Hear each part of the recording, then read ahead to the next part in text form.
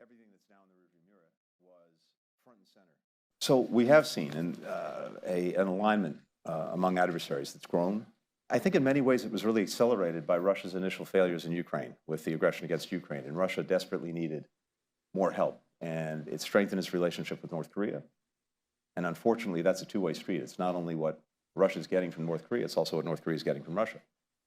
It strengthened its relationship with Iran, again, out of need. And these countries, and Iran has also benefited from this relationship. China is also part of this mix, but in a slightly different place because it's so much more connected and in ways interdependent with the world. China has now drawn the U.S. and Europe closer together. But I think most of these are marriages of convenience, not marriages of conviction, but that doesn't make them any less dangerous. On how to develop the relationship with Iran. There's no doubt this has not been a good year for Iran, and we're seeing that play out every single day. And I think Iran has to make some fundamental choices. One choice it could make and should make is to focus on itself and focus on trying to build a better, more successful country that delivers for its people, which is clearly what most Iranians want, and to stop getting involved in these adventures or misadventures throughout the region and beyond. They would deny the premise. They will claim that they're not. From Israel's perspective, I think they've accomplished very significant and important strategic goals militarily. But the question now is, how do you translate those into enduring political successes? How do you move from Gaza, where, by Israel's own account, they've achieved what they fundamentally set out to achieve, and trying to ensure that October 7th never happens again, dismantle Hamas's military capacity? They've done that. Deal with the leaders who are responsible for October 7th. They've done that. Now is the time, assuming we get the hostages back, to move this to another place where they're not left holding the bag in Gaza. Because if they do, if they wind up holding the bag, they'll be dealing with an insurgency for years. And that's not in their interest.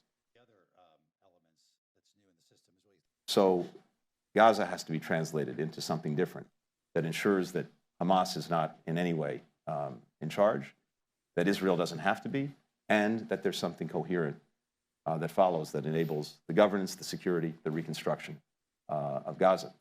When it comes to Lebanon and Hezbollah, I think there's an extraordinary opportunity not only to have dealt with pushing Hezbollah back, allowing Israelis who've been chased from their homes in the north, 70, 80,000, to go back home, as well as Lebanese to go back to their homes in southern Lebanon. The rise of the Houthis, the capacity they've developed, fully supported by Iran, has gotten them to a place where they have assets that have built up that they have not been shy about using and continue to use. Now, they've tied what they're doing to Gaza. My concern, I think our shared concern, is that even when we get to the point where the conflict in Gaza is over, the war in Gaza is over, they may well continue because they put themselves on the world stage. And I'm now in this job, well, only in America. And the last thing I'd say is this.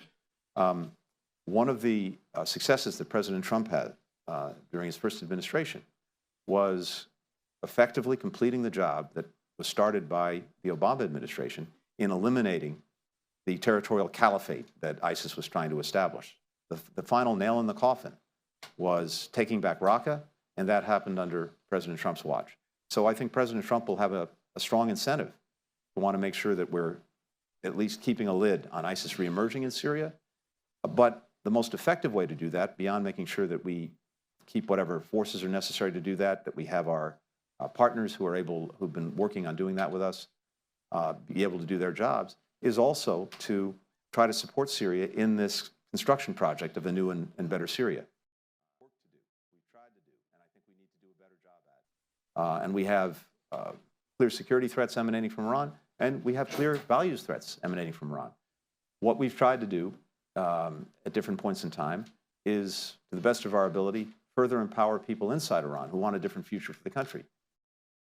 Get your microphone here. I think if we look at the last 20 years, our experiments in regime change have not exactly been resounding successes. So I think we have to be, have an appropriate degree of humility in focusing in that way on a problem.